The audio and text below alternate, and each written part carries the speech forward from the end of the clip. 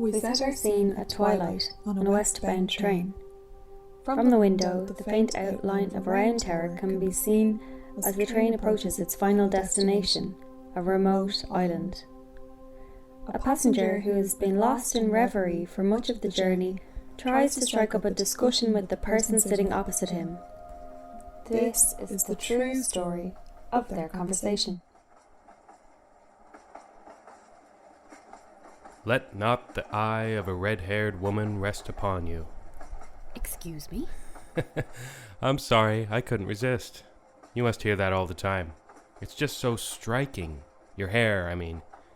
Is it real? In fact, would you mind if I took your picture? I'm an artist, so don't worry, it's not creepy. You're probably wondering what I'm doing all the way out here, aside from meeting lovely lassies on the train.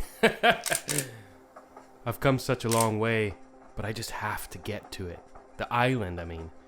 My grandmother talked about it constantly when I was little. The bog, the field, and the stones. Oh, the stones. Not to mention the utterly charming people, of course. Would you tilt your chin toward the light for me? It all really resonates with my work right now. I feel like I've reached this point in my practice where I just need to let the spirit of the place take complete possession of me and I of it. Does that make sense? I adore this island. Ah, so this is not your first visitation. Don't you mean visit? No, it is my first time. But anyway, I know that I know the island already, you know? My work is really grappling with issues of like ancient versus modern, life versus death, time versus space, west versus further west. See, take the round towers, for example. They're an amazing metaphor for all those things because ever since the Druids used them as giant sundials, they've been a symbol for a new dawn in Ireland.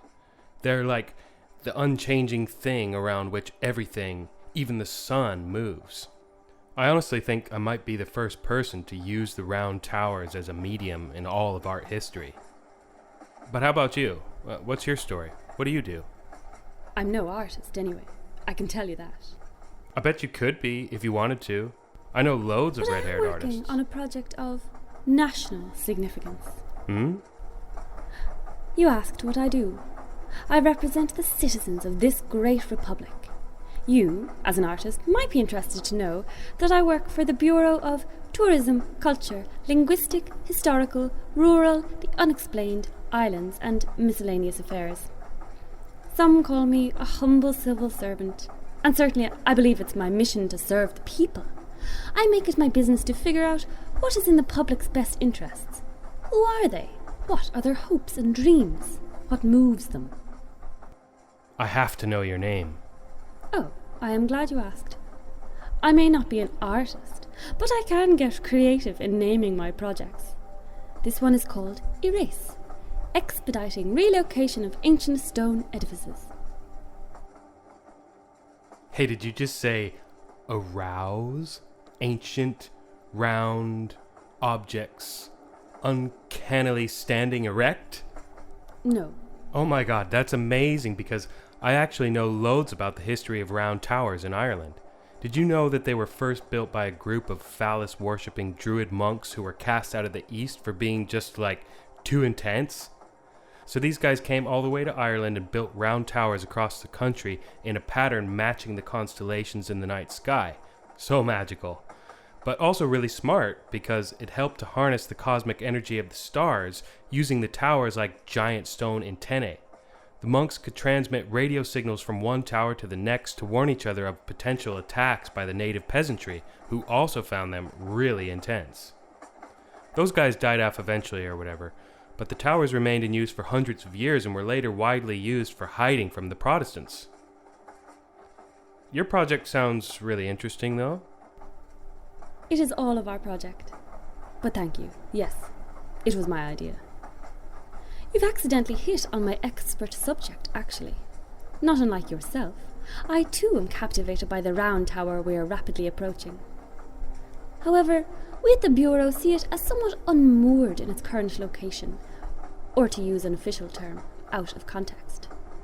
Wouldn't it be much more effective, I propose, to behold such a unique piece of architecture inside a museum where you can really appreciate its historical context and value?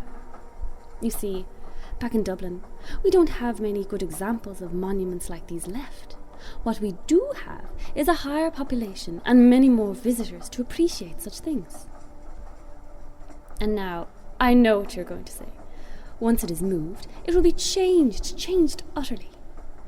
But we really have thought of everything. The tower will be carefully removed, stone by stone, and resurrected precisely as you see it now. Only it will be at the capital. Huh? Yes. Again, I know what you're thinking. I've heard every argument. But it's standing where it was built. That may be so. But is it standing when it was built? No. Whenever a great tower such as this just rises out of the land to greet some misguided tourist, they are overcome by wanton ideas and fantasies about its origin. Such a thrill when you see it rise out of the ground like that. Tickets, please! Tickets, please! Here you go, my good man. Wait, aren't you going to ask for her ticket? Ask who?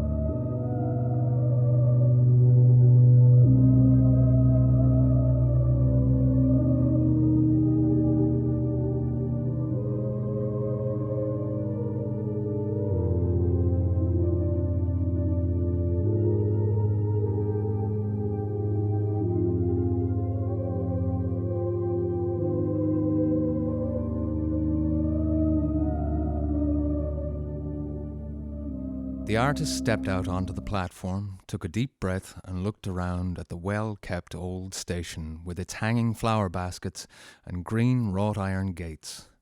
As the other passengers bustled past him, he wandered around inside the station house, taking everything in. He stopped to marvel at a model railway encased in glass.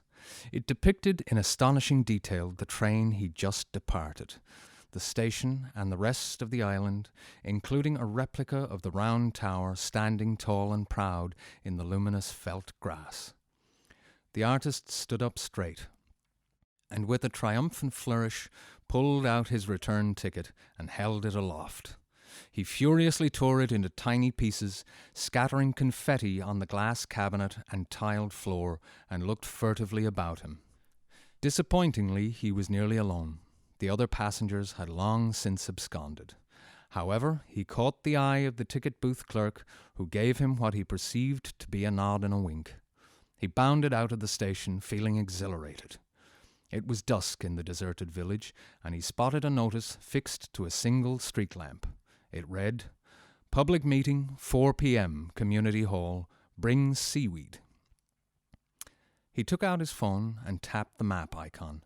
The blue dot meant to represent his current location didn't appear, so he waved the phone about in a figure of 8 motion. The blue dot remained absent. Glancing up, his eyes took a moment to adjust from the glare of the screen. He could just about make out the tall, thin silhouette of the round tower rising against the darkening sky and distant rolling hills. He looked in vain up and down the road for someone who might give him directions. Perhaps he would even find a fleet of horse-drawn carriages like the miniatures he had seen waiting dutifully outside the model train station. Frowning slightly, he wrapped his coat tightly around him and set off over a stone wall. The evening gloom had descended, however, and he promptly lost his way and spent a desperate hour tripping over small tufts of reeds until he caught sight of the glowing lights of the community hall in the distance.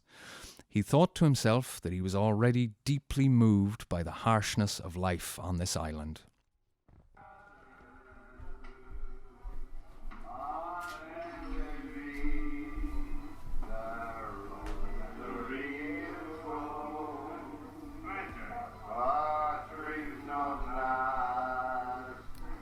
Dreams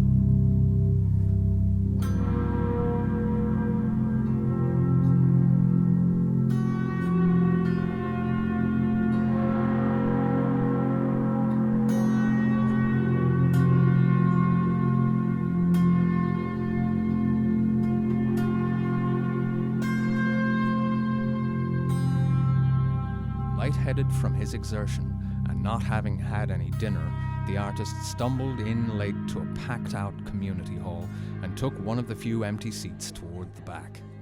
A familiar voice rose above the din. Ahem. Jeeva Corja, well agus tá fáilte rómh go léir. The artist looked up, but he couldn't see the speaker clearly around the heads of the crowd. Is this real? He thought to himself. She can't be. He decided he must be delirious, famished with hunger. The red-haired woman on the stage spoke again. Please give a warm welcome and a big bool of bus to the proud sponsor of our ambitious round tower removal project visiting this evening via satellite link-up. Everyone wave to the camera now, don't be shy. The crowd booed loudly. Though they need no introduction, Confirmation by Us are a world-renowned research organisation specialising in scientific study and curated findings that benefit everyone from the curious citizen to the large-scale industrialist. She raised her voice to shout over the furious hissing. And as you all know well, they are a great philanthropic friend to this inconsequential little island of ours. CBU are now offering us the opportunity to host their new offshore offices. Please, everyone, it is in all our best interest to maintain and nurture this relationship as we would any other in our lives. So, without jumping to any conclusions, please enjoy this specially prepared promotional video.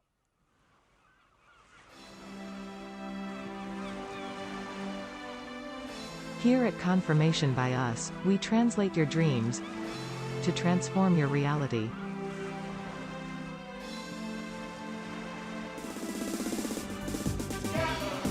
We can start again.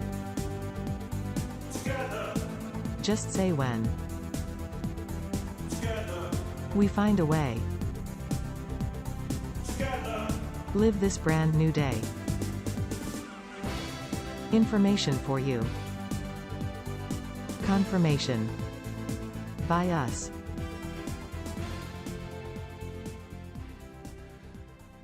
The artist leaned back in his chair and relaxed.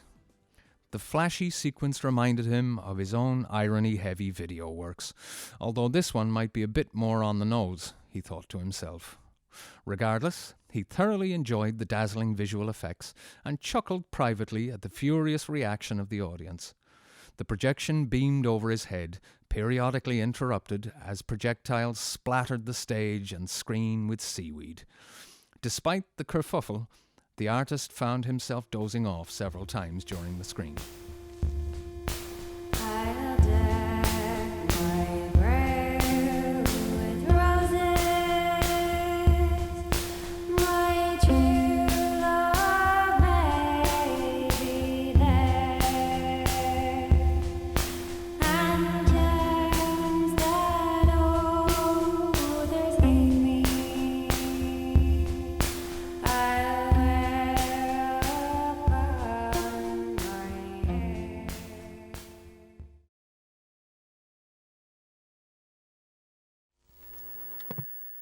The speaker's voice jolted the artist awake. Okay, folks, that's all for this evening.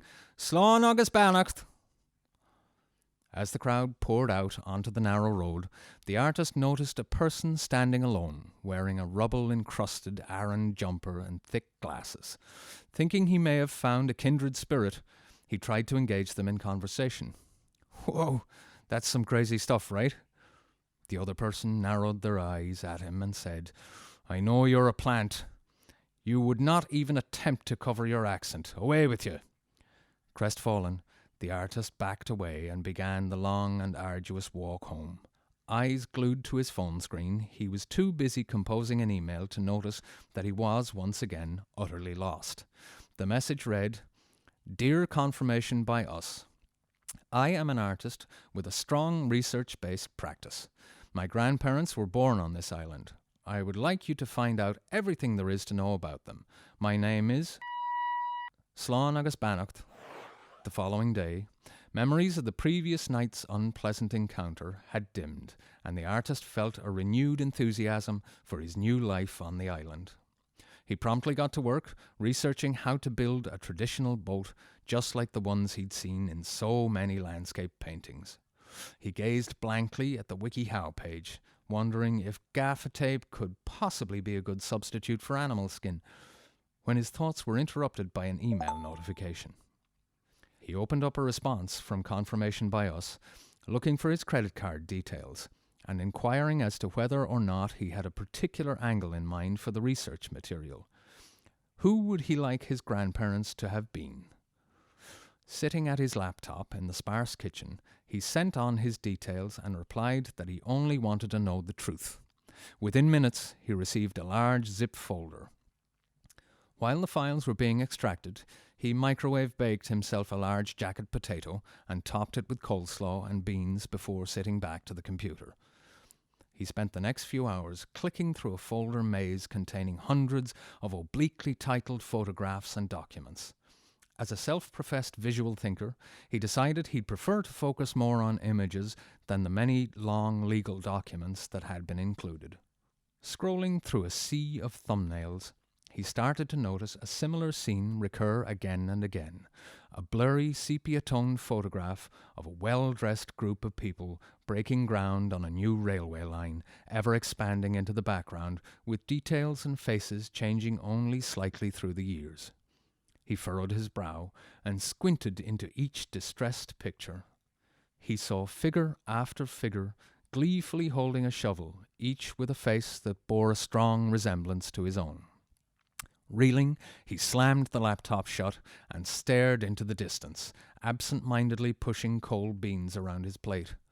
Growing up, he had been led to believe that he was from a long line of simple but proud and occasionally rebellious peasant labourers. His ancestors, so he believed, were sorely oppressed by a ruling class of railway barons who had connected the island to the mainland in order to exploit its once rich and otherwise inaccessible mineral deposits. This was all too much. Overcome, he pushed away from the table and fled the house, gasping and choking on the fresh sea air.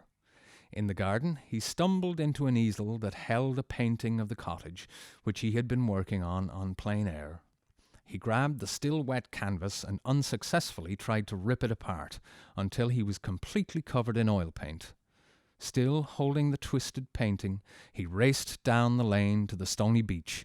The tide was far out, but he ran ankle-deep into the gentle waves and kicked and splashed the crumpled canvas before falling to his knees, tears pouring down his face. After several minutes, he felt, not unself-consciously, that he was returning to his senses. He could see the workers at the distant train station piling heavy objects into a stationary freight carriage. So he followed the line of workers back through the fields, under hedges, and over stiles until he came upon the once lofty round tower. A scaffold had been erected around the building, and the labourers were lifting stones from the roof and passing them down to the team on the ground. The artist, though now exhausted, clambered up near the side of the scaffold and found the leader, who was lifting each stone out of the tower wall. Not noticing that this was the hostile Aran-clad person from the other night, he attempted to wrestle a large slab from their arms, but was quickly knocked to the scaffold floor. Once again, he burst into frustrated tears. He cursed the workers and demanded to know why they would destroy this beautiful and important building. The Aran-wearer, without pausing the work, replied that this was the final job to be done on the island, before it was to be sold off entirely. The artist hovered in the way, occasionally tugging insistently on the Aran jumper. "Something must be done," he said too loudly. "Surely there is some way I can help." The foreperson eventually turned and squinted at him. "Do you have a boat?" The artist nodded his head excitedly. "Yes, or nearly yes. I'm in the process of realizing a boat-making project. It's actually quite interesting because—" He didn't get to finish his sentence because the workers had gathered around him intently. There was one way he could help.